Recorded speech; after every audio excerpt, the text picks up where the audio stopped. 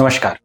Episode 12 में आप सभी का स्वागत है। 11 एपिसोड्स तक सिर्फ प्रीफेस और इंट्रोडक्शन की बातें करते, डिस्कशन करते, अब हम आ गए हैं अपनी वास्तविक यात्रा करने के लिए तैयार होकर।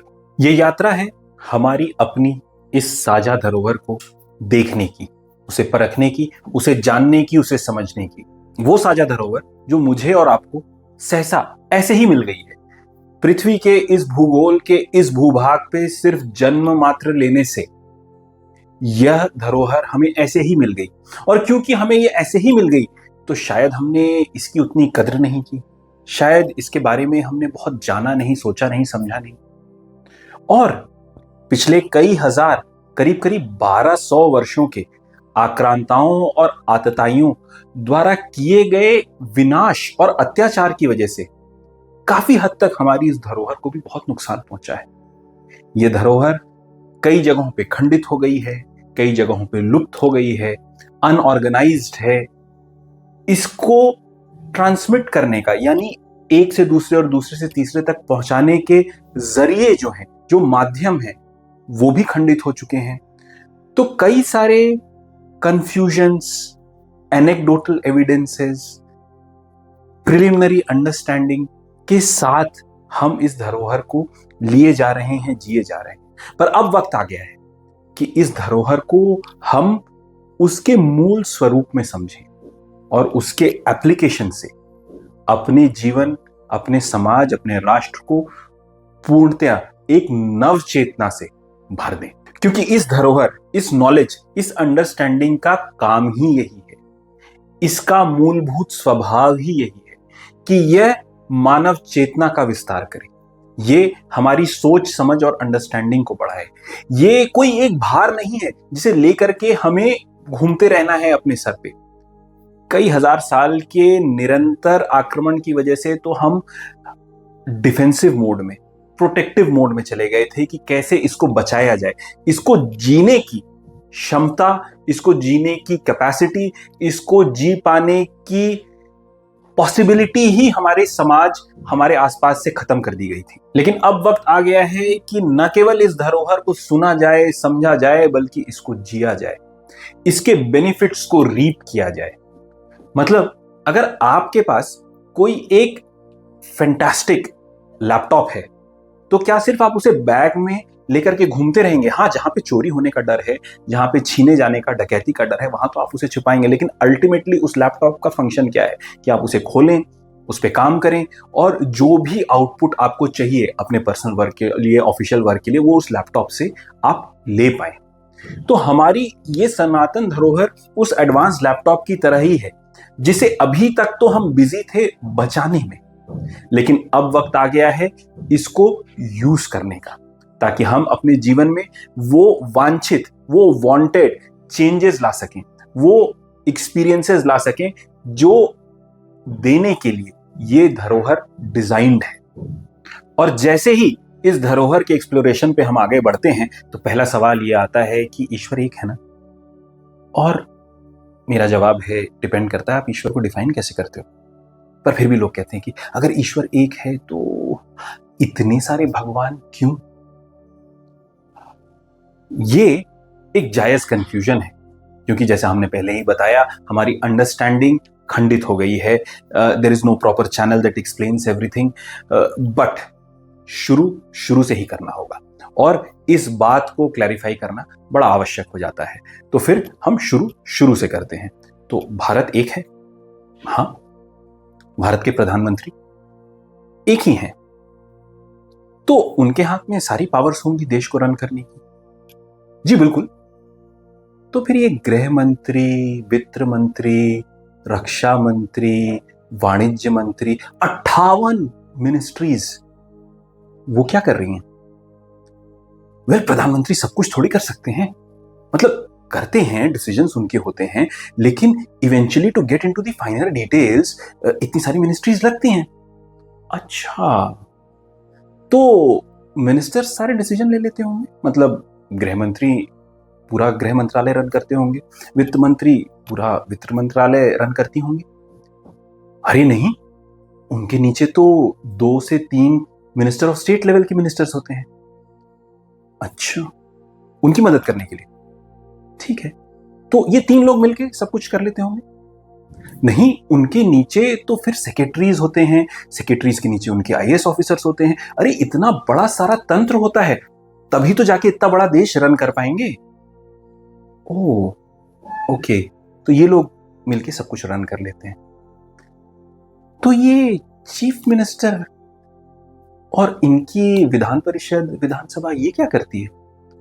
ओ हाँ, एक्चुअली देखिए, फेडरल स्ट्रक्चर में मतलब सेंट्रल गवर्नमेंट डायरेक्टिव्स तो देती है, पर ग्रास रूट लेवल तक पहुंचाने के लिए हर एक स्टेट अलग है, उसका कॉम्पोजिशन अलग है, उसकी डायनामिक्स अलग है, उसके लोग अलग हैं, क्लाइमेट अलग है, सोच अलग है, रिक्वायरमेंट्स अलग हैं, तो वो तो स्टेट गवर्नमेंट बेहतर समझेगी ना।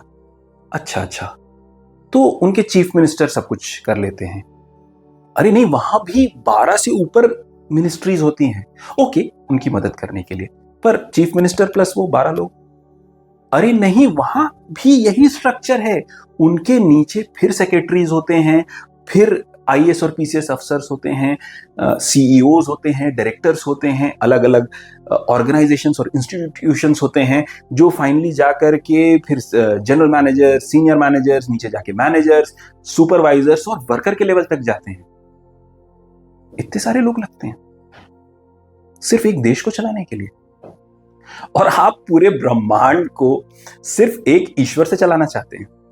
देखिए, ईश्वर तो एक ही है, जैसे भारत के प्रधानमंत्री एक ही हैं, भारत का संविधान भी एक ही है, लेकिन जब ये सिंगुलैरिटी एक मल्टीप्लिसिटी में बदलती है, तो ये ऑर्गेनाइज और रीऑर्गेनाइज होती है, और फिर इसमें वेरियस फंक्शंस आते हैं। ऐसा कोई कंफ्यूजन हमारे मन में, हमारे वैदिक सनातन ज्ञान में नहीं है, क्योंकि हमने शुरू से ही शुरू किया कि ईश्वर वास्तविकता में जो है, जिसे आप कॉमनली लूजली गॉड या भगवान बोल देते हैं, वो अव्यवहार्य है, मतलब नॉन ट्रांजैक्शनल। देखिए, दुनिया का नेचर, जिस जगत में आप रहते हैं, इट इज ट्रांजैक्शनल। मतलब मैं अगर कुछ दे रहा हूं, अगर मुझे लगा कि भाई ये सोच, ये अंडरस्टैंडिंग बड़ी इंपॉर्टेंट है, ये दुनिया तक पहुंचनी चाहिए, इस सोच से मैं एक वीडियो बना रहा हूं, और आप ये वीडियो YouTube पे क्यों देख रहे हैं? क्योंकि आपको ऐसा लगता है कि इस वीडियो के माध्यम से कुछ ऐसा आपको मिलेगा जिससे आपका जीवन बेहतर हो जाएगा। There is a transaction. हर एक चीज में सांस अंदर जा रही है, बाहर आ रही है, उसमें ट्रांजैक्शन है। घर परिवार में ट्रांजैक्शन है, बिजनेस में, नौकरी में ट्रांजैक्शन है। There is a constant transaction. पर वैदिक definition of God, which is चैतन्य या चेतना, दैट इज नॉट ट्रांजैक्शनल। मतलब वो किसी काम को करने के लिए नहीं बनी है, पर काम हो पाए उसको एम्पावर करने के लिए बनी है। प्राण प्राण के, जीव जीव के, जीव सुख के सुख राम। ये श्री रामचरितमानस की चौपाई का एक हिस्सा है, कि जहां तुलसीदास जी बता रहे हैं कि प्राणों के प्राण, जीव सुख के सुख राम है। कहना क्या चाहते हैं वो? पंखा, बल्ब, टेलीविजन, घर के सामने लगी लाइट्स, इन सब में कॉमन क्या है? मेरा आप कहेंगे कुछ भी नहीं, ये तो अप्लायंसेस हैं, ये इलेक्ट्रिकल अप्लायंसेस हैं। मतलब जब तक इलेक्ट्रिसिटी इनमें से नहीं दौड़ेगी तब तक ये काम नहीं करेंगे, पर वही इलेक्ट्रिसिटी जब पंखे में दौड़ती है तो आपको ठंडक देती है, हवा लगती है। वही इलेक्ट्रिसिटी जब एसी से गुजरती है तो ठंडी हवा आती है। वही इलेक्ट्रिसिटी जब माइक्रोवेव में जाती है तो खाना गर्म करके देती है। वही इलेक्ट्रिसिटी जब टेलीविजन में जाती है तो आपको एंटरटेन करती है। वही इलेक्ट्रिसिटी जब बल्ब में जाती है तो रोशनी देती है। ईश्वर को अगर आप समझना चाहते हैं वैदिक लेंस से, तो वो इलेक्ट्रिसिटी किस तरह है, एक ही है, ऐसा आप कह सकते हैं। लेकिन वो ईश्वर जब पंखे से, यानी वो इलेक्ट्रिसिटी जब पंखे से बहेगी तो घूमने का और हवा चलने का रिजल्ट मिलेगा। वो ईश्वर या वो इलेक्ट्रिसिटी जब बल्ब से गुजरेगी तो रोशनी होने का रिजल्ट मिलेगा। मतलब as the universe organises itself, becomes more complicated, तो देयर आर डिफरेंट फॉर्म्स। उन डिफरेंट फॉर्म्स में जब ये चैतन्य आता है तो उस स्पेसिफिक फॉर्म के अनुरूप बिहेवियर करता है। तो हमने बेसिकली शुरू से शुरू किया, हमने बताया ब्रह्मा विष्णु महेश के बारे में। तो जब इस चैतन्य को सृष्टि करनी होती है, यानी ब्रह्म यानी कि ईश्वर या भगवान, जिस डेफिनेशन से आप कहते हैं, जो अव्यवहार्य है, यानी उसका कोई ट्रांजैक्शनल वैल्यू नहीं है, वो कोई ट्रांजैक्शन नहीं करने वाला किसी भी चीज से, the subject not the object, जब उसको क्रिएशन करना होता है तो फिर सृजन होता है ब्रह्मा का। ब्रह्म से मतलब वो ब्रह्म का रूप शयन में विष्णु जी का है, उनसे क्रिएशन होता है द क्रिएटर गॉड ब्रह्मा का। पर वो सिर्फ क्रिएट करते हैं, क्योंकि क्रिएशन में एक डिफरेंट टाइप की एनर्जी, प्रोपेंसिटी, क्रिएटिविटी लगती है।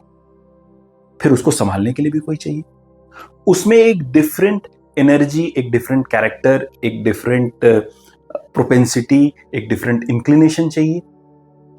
उसमें आते हैं भगवान विष्णु। और जब चीजें हाथ से निकल जाएं तो इसका अंत करने के लिए, बिल्कुल निर्मोह भाव से इसको खत्म करने के लिए भी एक कैरेक्टर चाहिए, एक एनर्जी चाहिए, एक प्रोपेंसिटी चाहिए। वो महादेव भगवान शिव में है, जो गेम में रहते हुए भी रिक्लूज है, मतलब गेम का हिस्सा नहीं, participating in a non participatory fashion. तो अगर आप इसे सिर्फ आइकोनोग्राफी भी कहें, अगर आप इसे एक अंडरस्टैंडिंग इंपार्ट करने का तरीका बोलें, तो भी ये बहुत सोफिस्टिकेटेड है। This is a very sophisticated iconography, this is a very sophisticated way of imparting knowledge. Generation upon generation में कहानियों के माध्यम से इतना गूढ़ रहस्य और अंडरस्टैंडिंग पास की जा सकती है, समझी और समझाई जा सकती है।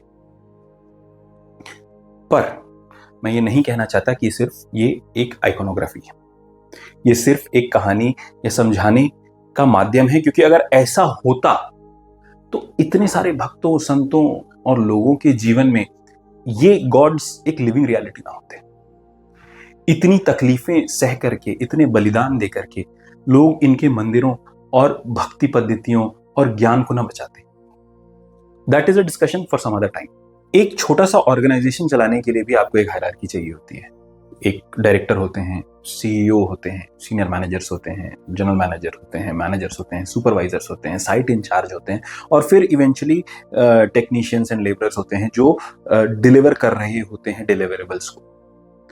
तो जब ये चीज हमारे चारों ओर है तो हम क्यों नहीं ये बात समझ पाते कि हमने इस बात को बखूबी समझा कि द ग्रेट गॉड्स, मतलब जिन्हें हम ब्रह्मा विष्णु और महेश के नाम से जानते हैं, they have relegated the departments as per need, and departments have department heads. फिर डिपार्टमेंट हेड्स के नीचे देयर इज अ वर्कफोर्स, और इवेंचुअली वो मनुष्यों तक आती है। और मनुष्यों में भी अगर आप देखेंगे, जिस तरह से एक ऑर्गेनाइजेशन में you will find there are good people, there are average people, there are bad people, तो मनुष्यों में भी आप पाएंगे कि लोग अपने अपने काम अपनी अपनी क्षमताओं के हिसाब से गुड, एवरेज और बैड की श्रेणी में कर रहे हैं, and they are being guided. अच्छा, गाइड किसको किया जाएगा? whoever seeks help, whoever seeks help will be guided। तो यही साधना है। साधना का मतलब है कि मैं अपने आप को अकेला ना पाऊं। आई नो दैट इस रोल के लिए जो मुझे अभी दिया गया है, जिसे मैं प्ले कर रहा हूं, there is a entire hierarchy behind me which has placed me here, और वो मेरी मदद के लिए अवेलेबल है। मुझे अपने आप को फाइन ट्यून करना पड़ेगा। मतलब मुझे अगर कोई स्पेसिफिक रेडियो स्टेशन सुनना है, से फॉर एग्जांपल मुझे रेडियो मिर्ची सुनना है, तो 98.3 पे ही मिलेगा। 94.3 माई एफएम दबाने से मुझे रेडियो मिर्ची नहीं मिलेगा। तो उसी तरह से साधना is fine tuning my own self. जब हम साधना करते हैं, हम सही इनपुट को रिसीव करने के लिए अपने आप को काबिल बनाते हैं। So coming back to the point, हमारी अपनी करंट लाइफ सिचुएशंस और क्षमताओं के हिसाब से हमारे पास अवेलेबिलिटी ऑफ हेल्प है। अवेलेबिलिटी ऑफ हेल्प अलग अलग तरह की आपकी जरूरत के हिसाब से हो सकती है। मतलब जिससे अभी ए ठीक से लिखा नहीं जा रहा, बी का गोला राइट साइड की जगह लेफ्ट साइड में बन रहा है, सी का कर्व राइट साइड घुमाने की बजाय लेफ्ट साइड घूम जा रहा है, उसको तो कीजी का टीचर ही चाहिए। उसको पीएचडी थीसिस डिसर्टेशन को क्वालिफिकेशन मिलेगा नहीं मिलेगा ये बताने वाला टीचर नहीं चाहिए। उसको KG1 से KG2 में भेजने वाला टीचर ही चाहिए जो हाथ पकड़ करके बी का गोला करेक्ट राइट साइड में बनवाए, सी का कर्व करेक्ट राइट साइड में बनवाए, एम को 3 ही बार घुमाना है ये समझाए और घुमाते नहीं जाना है, वहां पे रोक लगाना है, ये बताए। तो हमारे जीवन में अलग अलग पॉइंट पे हमारी जरूरत के अनुसार हमारे गुरु आएंगे अगर हम ओपन हैं। जैसे स्कूल में अलग अलग पॉइंट पे अलग अलग शिक्षक आते हैं और वो हमें निरंतर गाइड करेंगे अगर हम इस आइडिया के लिए ओपन हैं। इनफैक्ट गुरु शिष्य परंपरा टूट जाने की वजह से एक सिंगुलर पॉइंट ऑफ कांटेक्ट गुरु का कॉन्सेप्ट बहुत बुरी तरह से खंडित हो गया है। इसी वजह से मुझे ये कहना पड़ रहा है कि अलग अलग पॉइंट पे अलग अलग गुरु आएंगे, क्योंकि अगर आप अपने आप को किसी के साथ नहीं जोड़ते हैं, किसी स्पिरिचुअल मास्टर या किसी स्पिरिचुअल टीचर के साथ नहीं जोड़ते हैं, you want to keep yourself open, तो फिर अलग अलग point of times in life में आपको एक अलग अलग अंडरस्टैंडिंग का रिक्वायरमेंट रहेगा, जो हो सकता है अलग अलग लोगों से, अलग अलग लाइफ एक्सपीरियंसेस से और अलग अलग टीचिंग्स के माध्यम से आपको मिलेगा, जो आपको लीड करेगा अल्टीमेटली उस पाथ के प्रति, उस पाथ की तरफ जिसको चलने के लिए बाय डिजाइन आपने ये लाइफ चूज की है। तो great gods like Brahma, Vishnu, Mahesh, माँ दुर्गा, हनुमान जी, इन सब की आवश्यकता किस चीज के लिए? इन सब की आवश्यकता तो मोक्ष के लिए है। मोक्ष यानी इस गेम से हमको विराम चाहिए। हमें इतनी अंडरस्टैंडिंग मिल गई कि अब इस गेम में अब हमको पार्टिसिपेट नहीं करना, तो टोटली समझ करके इस गेम से फ्रीडम पाना। लेकिन हम में से ज्यादातर लोग का तो ये रिक्वायरमेंट ही नहीं है। किसी को नौकरी चाहिए, किसी को बच्चा चाहिए, किसी को शादी करानी है, किसी को प्रमोशन चाहिए, किसी को घर चाहिए, किसी के पास घर है उसको बड़ा घर चाहिए। तो इन रिक्वायरमेंट्स के लिए ग्रेट गॉड्स नहीं चाहिए। और ये बात हमने बखूबी समझी कि हर किसी का ध्येय ज्ञान या मोक्ष नहीं है। और इसीलिए वी ऑल्सो अंडरस्टैंड कि there are energies and energy forms that are available in इच्छाओं को पूरा करने के लिए। तो इसीलिए ग्रेट गॉड से नीचे आते आते ग्राम देवता और स्थान देवता और कुल देवता भी अवेलेबल है, क्योंकि they are enough to fulfil our requirements, our dreams and desires. तो आई होप अब आप समझ पा रहे होंगे कि ये क्या हो रहा है, इतने सारे सो कॉल्ड गॉड्स क्यों हैं? क्योंकि हमारी definition of God he incorrect है। आगे आने वाले एपिसोड्स में मैं आपको वैदिक डेफिनेशन ऑफ गॉड और क्लियरली बताना चाहूंगा, ताकि इस कॉन्सेप्ट को हम बहुत अच्छे से समझें और हमारी अंडरस्टैंडिंग टोटली रिफाइंड हो। धन्यवाद।